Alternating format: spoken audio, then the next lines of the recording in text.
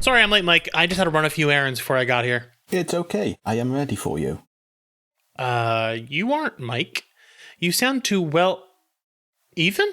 Oh, right, yes. I am your totally normal friend, Ethan. Do more research on their names. Did you just say something? No?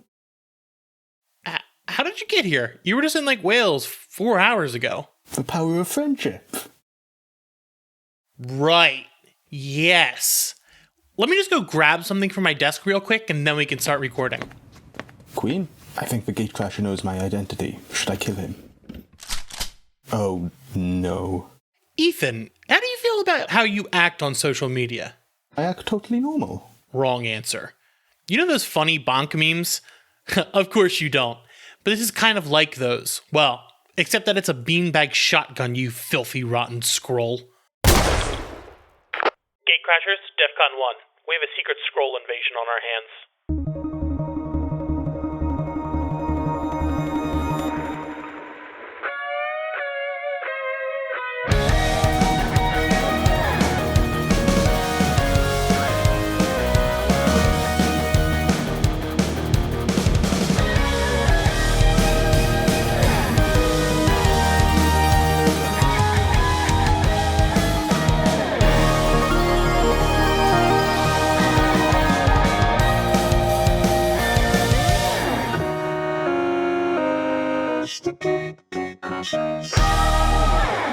Welcome to Gatecrashers, a podcast dedicated to kicking open the door to your next favourite thing. Our mission, our creed, our code is this: to make all nerdy things more approachable and accessible to everyone. We want you to find a universe you'll fall in love with. I'm Ethan, and I use he/him pronouns. And I'm Dan. I also use he/him pronouns. Ethan, this is your first episode. It is indeed. I finally your made big day. Your invasion, if you will. Yeah, perfectly normal. I don't know what you're talking about. What did they say when the Beatles became a thing? The British invasion. Yeah. You're pretty much just Ringo. Yep, sure.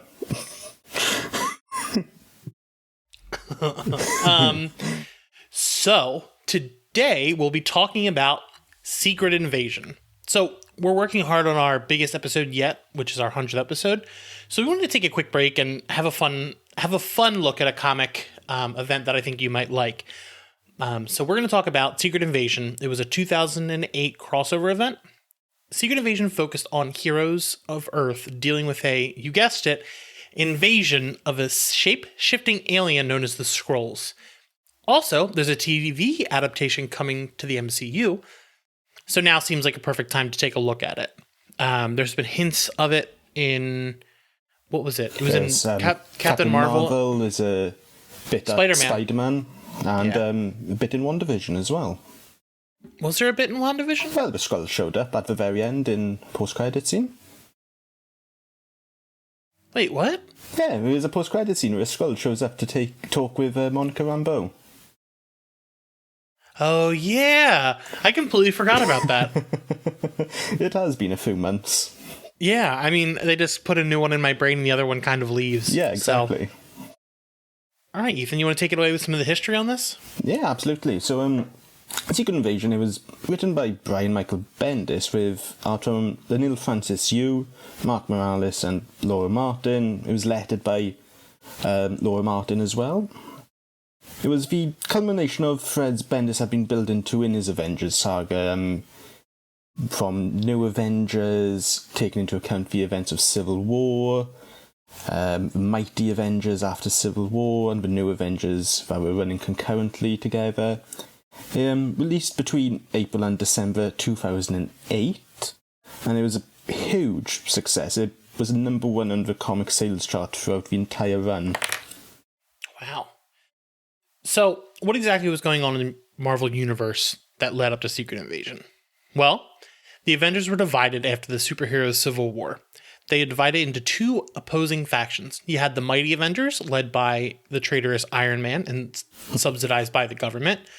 And then you had the New Avengers, the heroes, on the run from the government, with the primary team consisting of Wolverine, Spider-Man, Hawkeye, and a bunch of street-level heroes.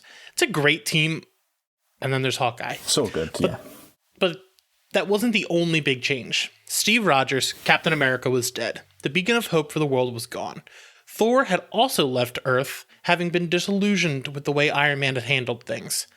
This left Earth vulnerable to infiltration and then invasion.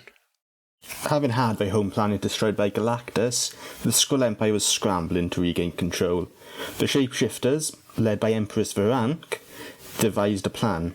They would infiltrate Earth, replace key figures throughout the world, including many, many heroes. As shown in the first issue, Varank herself had assumed the form of Spider-Woman, Jessica Drew.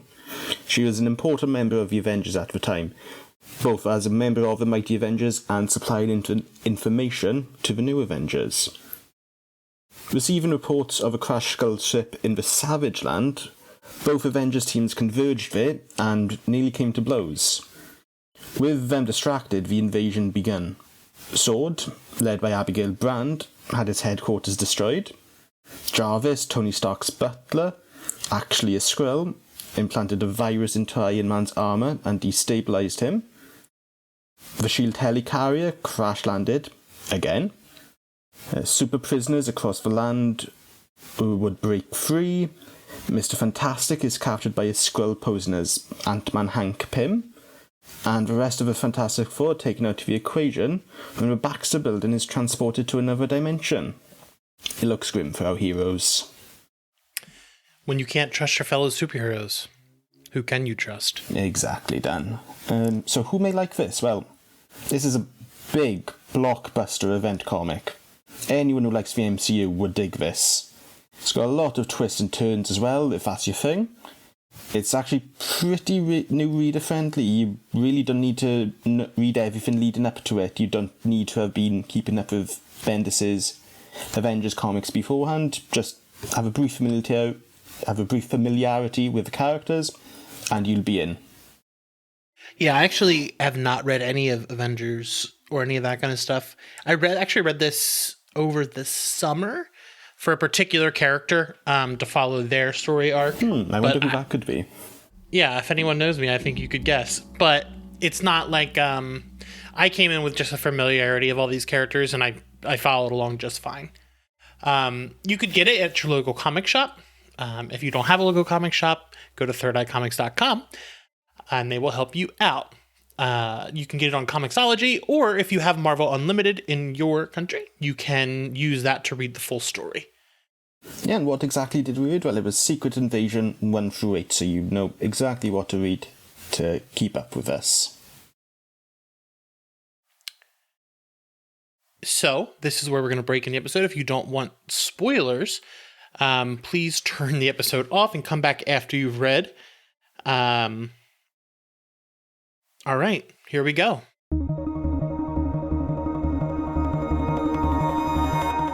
And welcome back. So, let's dig in. First off, Dan, the state of the Marvel Universe leading up to Secret Invasion, it was not great. There was a lot of mess going on.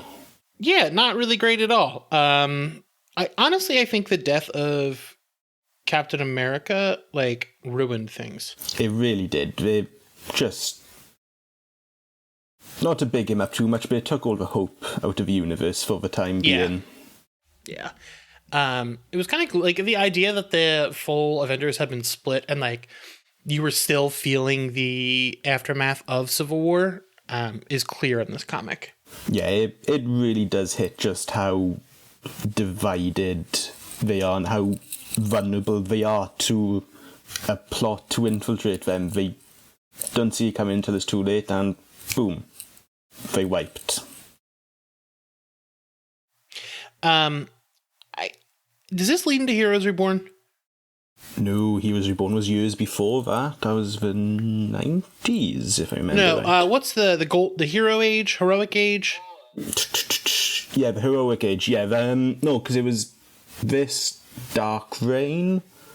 Then there was the Siege event, which then led into Heroes Reborn. So it was the start of the healing. Yeah. This is the road to healing.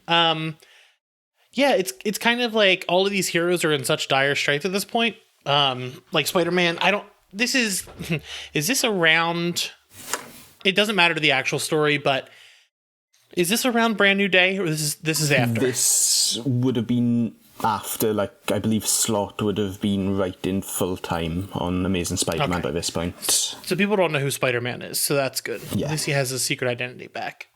Not his marriage, though. He got rid of that. Yeah, sadly. But yeah, I think everything's still kind of like, the aftermath is still felt here heavy. 100%, yeah. You just see everyone in such a way that they're not in good places, and they need something to bring them all together again. I really enjoyed. I don't enjoy seeing everyone in trouble, but like I like the idea of the Avengers having to run out of like an apartment where they all were hanging out. And I also love Wolverine and Spider-Man hanging out, so this is a good time period for me. So I probably should go back and read that. That was one of the most fun parts of Bendis' New Avengers, was those two just hanging out. I love them as like friends. Yeah, they're really good. It just sucks that like Peter hasn't shown up in anything X-Men related recently. I don't want to talk about regular Spider-Man, but I feel like this is the perfect time for Spider-Man to like be hanging out with his friends, because like he's what do they call him, a mutate? Is that what he is? Yes, I believe so. Because he's not a mutant, he's a mutate because his powers came after. I know in DC they call them metahumans, but Marvel I don't know what they call them. Speaking, I'm going. Go ahead. I was going to say, speaking of spiders, what did you think of segues? What did you think of Spider-Woman and the reveal? So I never really knew too much about Spider-Woman. I still don't really. Yeah. I've read the arc where she becomes a mom. I think that's it. Like that is a great story. It's an incredible comic, that entire run. I had never really followed her too much because I never really understood if she was like adjacent to Spider-Man, but I don't really think she is. She's not. No, her powers come from, I can't remember if this has been retconned since, but it was originally from her parents worked for Hydra, and her powers come from scientific experiments while her mom was pregnant. Rip.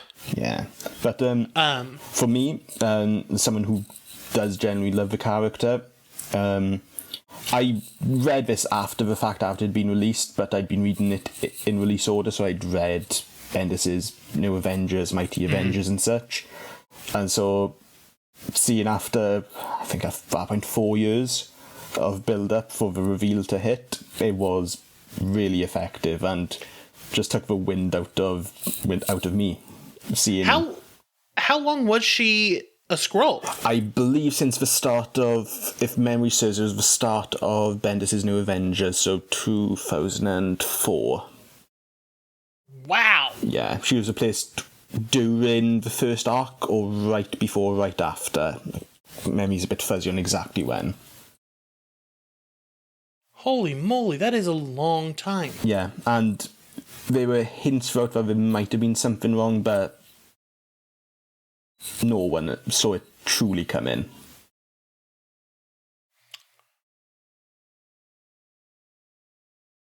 Dang, that's like long game. Like I'm trying to like wrap my head around that if there's anything like that recent. I don't think there's been. There was.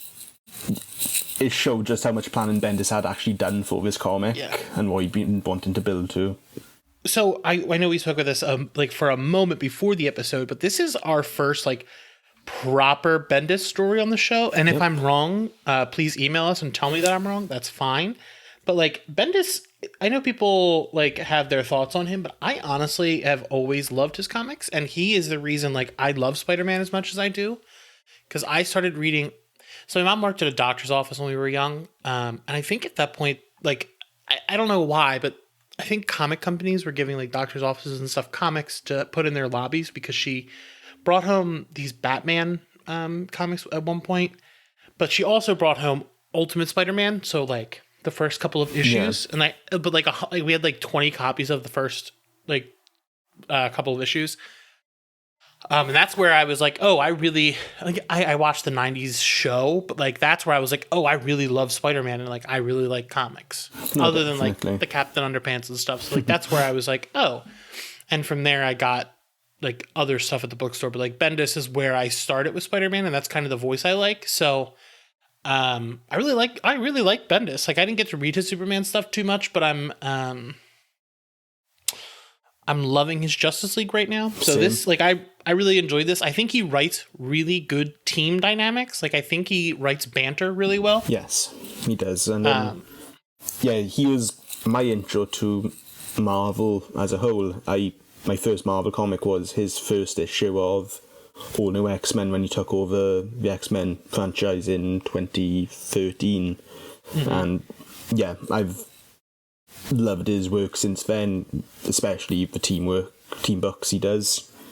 Just a absolute fun read. Yeah, I think he's a fun writer, just in general. Yeah. But yeah, I think the Spider-Woman reveal, and knowing that now, it's like really cool. But what I did want to talk about, a character that I absolutely despise, is Reed Richards, and watching him getting stretched like a what was that toy you could stretch? Not He-Man. Stretch Armstrong. Stretch Armstrong. Like watching his body get stretched like that.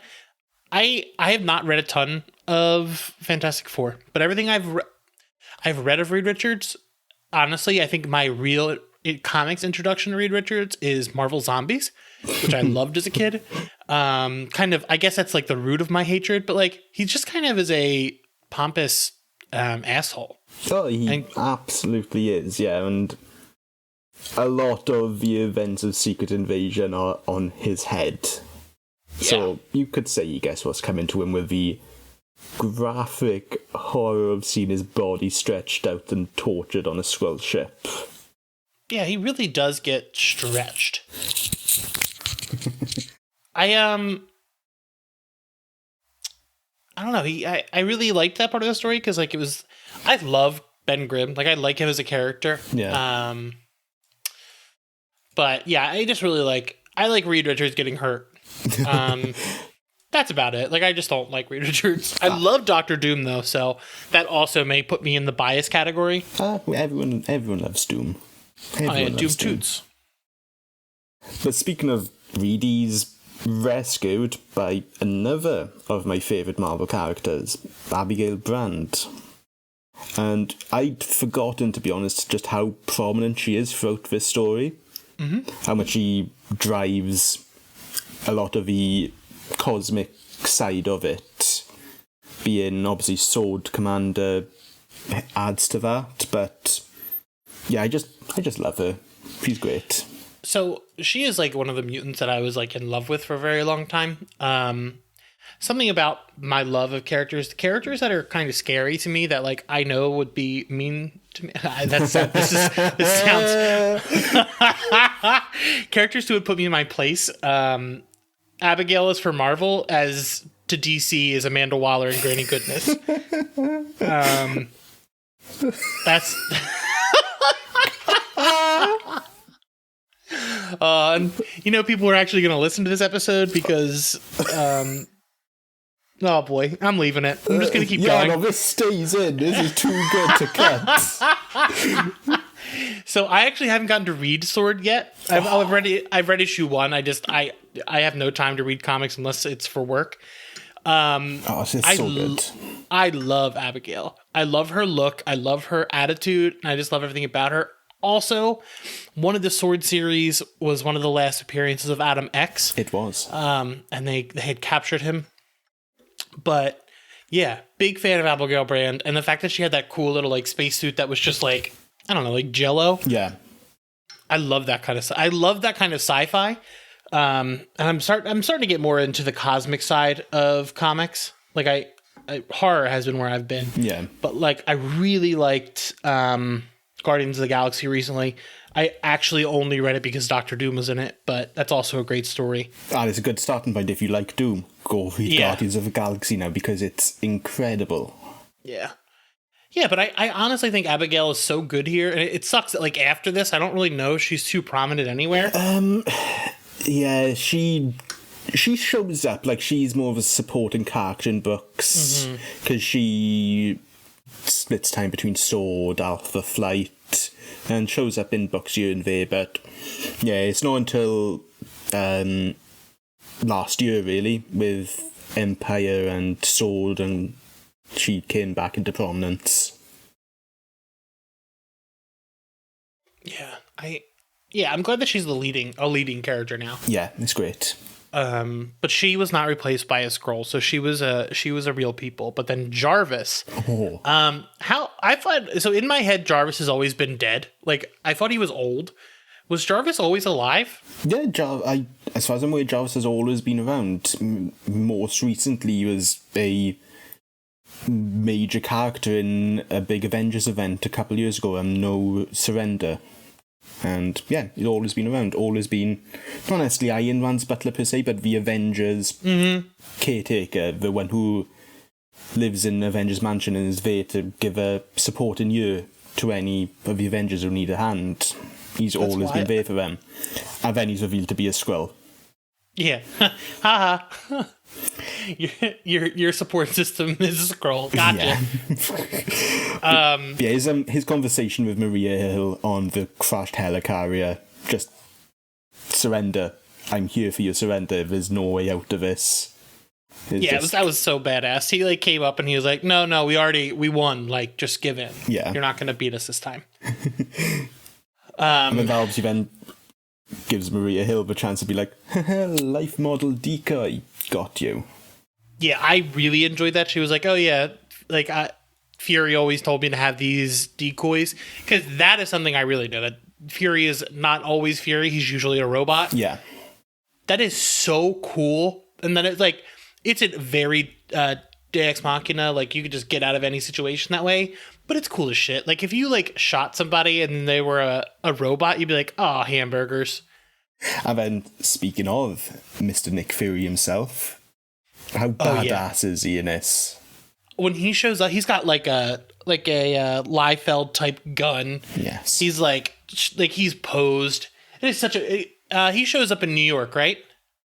Yes. Yeah. Yeah. He rescues the Young Avengers at one point. Yeah. Oh God, it's so good. I loved like that, like last minute, like someone comes out of nowhere to save you type thing. And when it's Nick Fury, you just listen to the man and go. Yeah, I think it's such a because he had disappeared during Civil War, right? Beforehand, he does not. I believe he might show up in one of the spin-offs, but he does not show up in the main event. He is actually disappears during, I want to say, Bendis' Secret War, which was a prelude to Civil War. Yeah, because he invades Latveria, doesn't he? Yeah, he does. He does disappears after a war crime. He does a war crime. Good for him. I mean, yeah, it's just... he's nothing Tony Stark or Reed Richards haven't done. Yeah, they're all war criminals. Like, the Illuminati was a whole thing. Oh, yes. And it's the Illuminati's fault the Skrulls invaded. Yeah. Also, we mentioned the Young Avengers. They have a pretty large role to play throughout and get a lot of screen time for a lot of characters I do just enjoy to read. Did they have a series ongoing at this time? I believe the main series had finished. There was a tie-in mini-series that came into this, and then they went on then to do the Witches Crusade. Is that the name of it? Yeah. The Children's Crusade. So did you read any of the spin-offs when you were reading through the series? I've read the Young Avengers one. I've read the X-Men one, but other than that, I've not really touched on the other spin-offs. Okay. And the X-Men were involved in this, because they weren't involved in Civil War because they basically told them that's when Tony or someone came to the island. Yeah, Tony goes to speak to Emma. That's probably my favourite scene in the entire event. Yeah. Yeah. Yeah. So Emma Frost is in this, and so is Wolverine. Yep. But it doesn't seem like it affected the X-Men too much. Because like I said, it was more of a tie-in mini-series just of them dealing with the invasion on where I can't remember if they moved to San Francisco at that point. Yes. Yeah, it was Utopia. Yeah, this film just dealing with it over there. They don't. They love islands. Yeah, they do enjoy good island. Yeah, I loved seeing her, but like, the thing that probably stands out the the thing that stands out the most. The second thing that stands out the most is the Savage Lands. The Savage Lands is just a wild concept that they use it so much all the times in Marvel Comics. It's awesome. It's just like it's not underground, right? No, it's just a section of the Antarctica, isn't it? It's a section of Antarctica that's just prehistoric Earth. Dinosaurs, everything. She's got dinosaurs, and it's rad. Yeah, it's so cool. Yeah, there's a massive battle there that with Skrulls posing as other heroes. Some of them the same heroes who happen to be in the Savage Land at the same time. It really does a good job of, is this the real one? Is that the real one? I also love the character designs here. Like, you got the classic, the original Wolverine from, like, Hulk.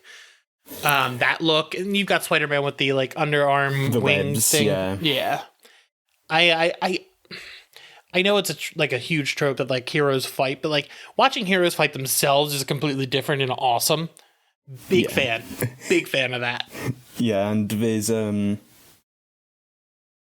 Black Widow just knowing instantly that it was Beast, right? She just shoots. No, it's Wolverine. Wolverine, that's it. No, she knows it's Wolverine and she shoots Beast, doesn't she? Yeah. Does she shoot Beast? I mean, good. Well, someone kills a Beast duplicate, and I very much enjoyed that. I think it's when Wolverine walks in, she shoots him a bunch. Yes. Just to make sure, and then he tells her the password they have. That's it. That's friendship. Yes, gotta love that kind of support system.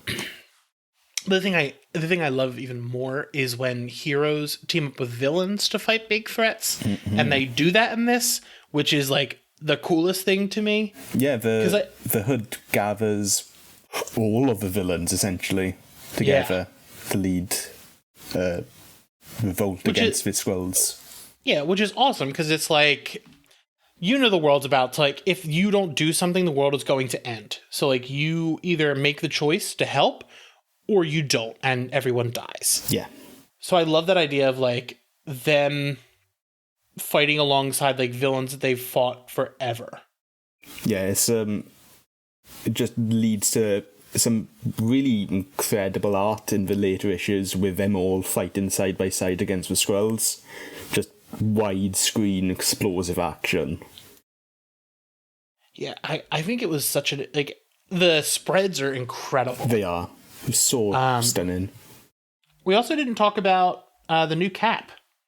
No, we didn't even put that in our notes. We didn't. Bucky Barnes taking over for his old partner after Steve died. Have you read any of Brubaker's Cap run at the time where Bucky does take over? I think Jake, I know Jake is a huge fan because of the, I know he had it all. I think I read some of it. I love his design. It's a great design. Is it Alex Ross who designed that? I believe it was. I may be mistaken, though. I really love that design. Like, I think it's so cool. And then Thor comes back in, like, the nick of time. It's like a very big triumphant Captain America and Thor back. They're different, but they're back. And they both hate Tony Stark. Yeah, why wouldn't you? Yeah, no, of course. It's just great.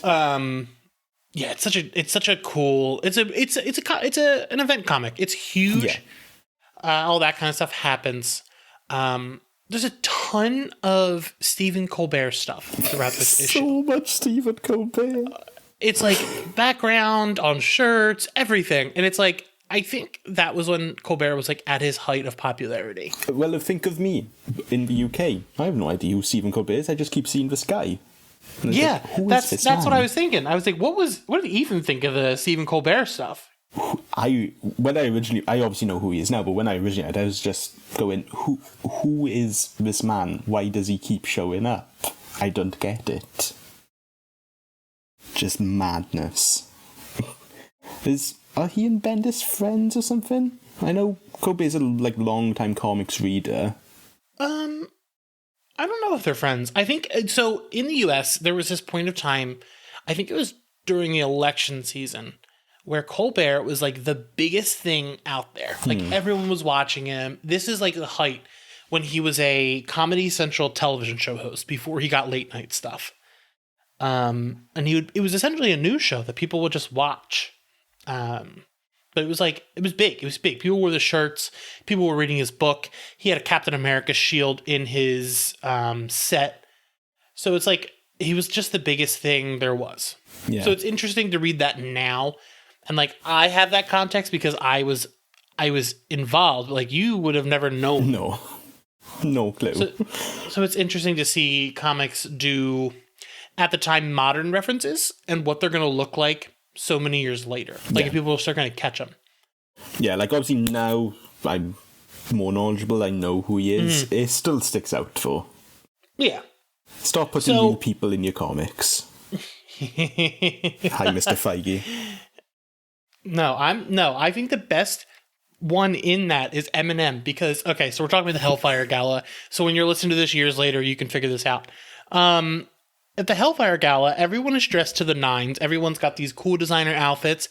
And then Marshall Mathers, Eminem, Mr. Slim Shady, Mr. Knock Knock, Let the Devil In, wears a hoodie, the hood up over a baseball cap. Like, that's how they drew him. Everyone else, all the other celebrities were sure Patton Oswalt, Seth Meyers, they're all in suits, they're looking fly. And then there's Is Ira Glass, have they shown Ira Glass yet? Because I think he's supposed to be there. I do not know who Ira Glass is, Dan. Okay, so we have NPR, and it's a public broadcasting service, and there's a show called This American Life, which you really wouldn't know, but it's like a story of small stories around the country, and Ira Glass is the host, and he's just got like a soothing voice. Right. Hi, I'm Ira Glass.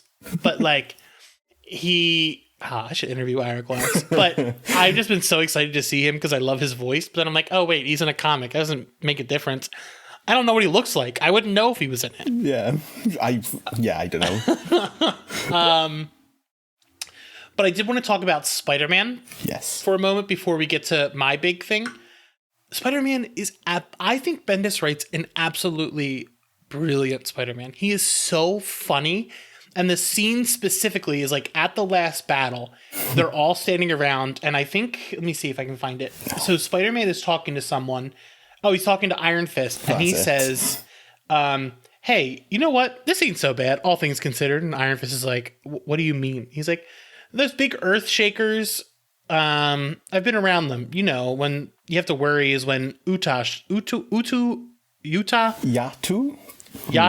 All right, so when Utah shows up, that's when the trouble starts. And Iron Fist is like, who? And he's like, oh, the Watcher. Big alien bald guy in charge of watching when stuff truly insane starts to happen. He's not here, so that must mean we're going to be okay. And, oh, come on. Yeah, and then the next page, it's him in like the battle. There's like a Skrull Galactus. Like, it is absolutely one of the best page turns that I've read in a very long time. It is so funny. Like throughout the series, Spider-Man is just constantly a joy to read. Oh, God, it's so funny. Like when everyone is like talking to each other. Oh, she does shoot Beast. Everyone's talking to each other, and Spider-Man's like, I used to think I was smart, but like he's such a funny character for these like heavy scenes that could have been very heavy. And I talk about it a lot, how much I miss reading Spider-Man, because like I wish I had an ongoing series where Spider-Man was written to be fun. Can only hope. Yeah. Ugh. But I just really love. I just wanted to talk about Spider-Man because like he is my favorite Marvel character. But speaking of that, do you want to get to your actual favorite Marvel character? Norman Osborne is the highlight of this entire series and the years following. I'm just going to let you go wild with this bit. So, all right, I'll start with at Thunderbolts Mountain. Basically, at this point, Norman was running a Suicide Squad type team. And they attack, I don't know who, Marvel comes and attacks the office and like hits Norman's office and blows it up. And the first thing Norman says, my name's Norman Osborne. This is my office you trashed and my people you smacked around. Would you like to have a drink about it? Yep. Norman's just like not afraid of anyone, but he is at this point, he's not Green Goblin. He doesn't have, I mean, does he probably still has strength and stuff, but he doesn't have like the equipment or the power. Like he's just Norman. Yeah, there's like, no glider or anything. Yeah, like Stormin Norman. But then it goes through and you see him talking to Mar-Vell again, like after they figure out the scroll thing is happening. And I have the page up and I do want to read it because I do think it's a really brilliantly written page. Go for it. So Norman is talking to Mar-Vell and he goes, "Let me tell you, I know something about having voices in your head, voices pulling you in different directions, and I know something that might sound strange, and it is, but I know something about not being sure if you're really pink or green. I can tell you this, cliche that it is, only one person can decide who you are inside and out, and that is you. And here you are. You've been sent here to kill us, but I see that you can't. May I ask you, this form that you've chosen as our destroyer, was it picked for you by the Skrull Empire, or did you pick it yourself?" And Mar-Vell says, "It was picked for me." And Norman goes, "Were you a sleeper agent? By that I mean, did you know who you were all along? Did you know why you were here?" Mar-Vell, "No. Norman, you thought you were the Kree warrior Mar-Vell." And Mar-Vell says yes, and he goes, "The man of honor, the warrior, Earth's protector. You thought you were here to protect us in our time of need. I'm so sorry." Norman gets in this dude's head and just tears him apart. Yep. And normally you could see that as being like maybe this character is like really trying to get someone. Nah. But Norman is a monster. Like Norman knows every move before anyone else makes it. Norman is one of the coolest characters in Marvel. Like He's for so me good. at least. I love Norman. He's so good. I like Norman more than I like Green Goblin because I think Norman is a man who did not start as evil. I don't think he meant to be evil, but he is a man who cannot be stopped. He is someone who will fly as close to the sun as he can or fly through it if he needs to. And that put him in the situation where he became the Green Goblin. Like he does not understand his own hubris and he will keep going. And at first I think it was out of the need to be successful. I don't know what it is anymore because the characters change so much, but I think here is where you're like, oh, Norman's trying to actually do some good. That becomes a little less clear as the series goes on. I do think he's of the mind that he knows that if he doesn't do something, Earth's going to go down. And so at the big final event, major spoilers, they're about to fight the Skrull Queen, who is Spider-Woman, and you've got Wolverine, you've got Ares, you've got Bullseye, Thor, Captain America, Hood, Spider-Man, Daredevil, Nick Fury, everyone. You've got the biggest heroes out there, and they're all ready to rush in to fight the Skrull Queen. It opens with Wolverine rushing towards her, and she's like saying that he loves me about her god, like, They're ready to do it. And before anyone can attack her, Norman Osborne blows her head off with a gun. God. Like and everyone sees it. It's the shot heard around the world. Everyone knows that Norman Osborne saved Earth. I'm getting chills just you talking about it. It's such a good moment. And it's not even just that, because like he shoots, like he is surrounded by the world's biggest superheroes, and he says Thunderbolts. Make sure none of them get away. Yep. No loose ends. Like, he is cleaning house, which leads to something that shapes the Marvel Universe moving forward, Norman Osborn being put in as the head of S.H.I.E.L.D. Well, not S.H.I.E.L.D. S.H.I.E.L.D. has passed they take S.H.I.E.L.D. and Hammer. He's Hammer, yeah, because he does the 50 states. He does the 50 states initiative, right? Where each state gets a superhero. That was in place already. He, I can't remember if they shut it down to a C. Here it is. Norman Osborn. All that feel under the S.H.I.E.L.D. banner, including the Avengers and the 50 state initiative, now falls under the Thunderbolts initiative. So everything falls under Norman. Norman, like, takes over. And he does an investigation into who was negligent and who has to answer for all this. And, like, you know what? Good. Yeah. Like, and, like, because, like, these heroes have done this for so long. But then it ends with him coming in to a meeting with Namor, I think that's the name. Yeah, Namor, Emma Frost, Doctor Doom, Loki, and I think that's Mephisto. I believe it is Mephisto, yes. Basically, he creates the Dark Avengers. He takes over. He becomes the head. He becomes the Tony Stark of everything. Yeah. I actually have not read Siege.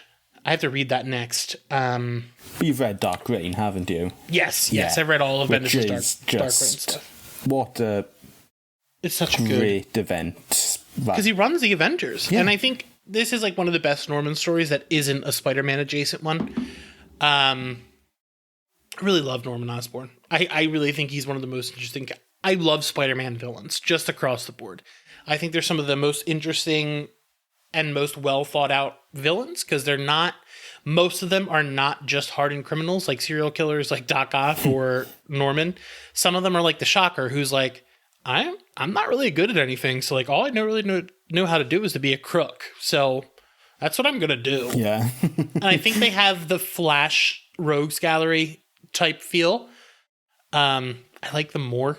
I love the Rogues, but I like Spider-Man's villains more because I like Spider-Man more. Yeah. Usually they're written better. But yeah, I think it's such an interesting ending to a major event. Like the Secret Invasion isn't the Skrulls, but it's Norman. Yeah. Because Norman has now invaded. He's invaded and taken over. Like he wins. He takes over at least America, but is the world. Yeah, he takes full control. And I honestly think his he was trying to do good stuff, but in Norman's own way. Yeah, right? yes. I don't think did he do anything? Was he doing things that are like hurting people during Dark Reign? He was just being sketch. Yeah, it was sketchy, but when you read Siege, you'll see he does go a bit off the deep end, back to classic Norman, shall we say. Yeah. I don't want to get into that because maybe we'll actually cover that one day. We'll just do a Norman Osborne episode. Yes. Where we'll talk about Spider-Man 1 starring Willem Dafoe. But yeah, I think it's a great. I honestly really loved this book. Yeah, it's just a fun ride to go on, but yeah, it's just a blast. Yeah. Well, that's all we've got for this episode. Ethan, what are you reading this week? What are you excited about? Ooh, let's see. I believe. Or what are you doing? You don't even have to be reading. What are you doing this week? I believe I'm going to go see A Quiet Place 2. Maybe even In the Heights. And there's a new issue of Nightwing out this week. And it's the big one, Planet-Size X-Men, which that's going to be something to read. Oh yeah, that is this week. I'm very excited about that. And what about you, Dan? I'm going to try, if I have free time, to keep playing Ratchet and Clank. Yes. It is just wonderful. It is so much fun, and you don't need to play all the other games to play it.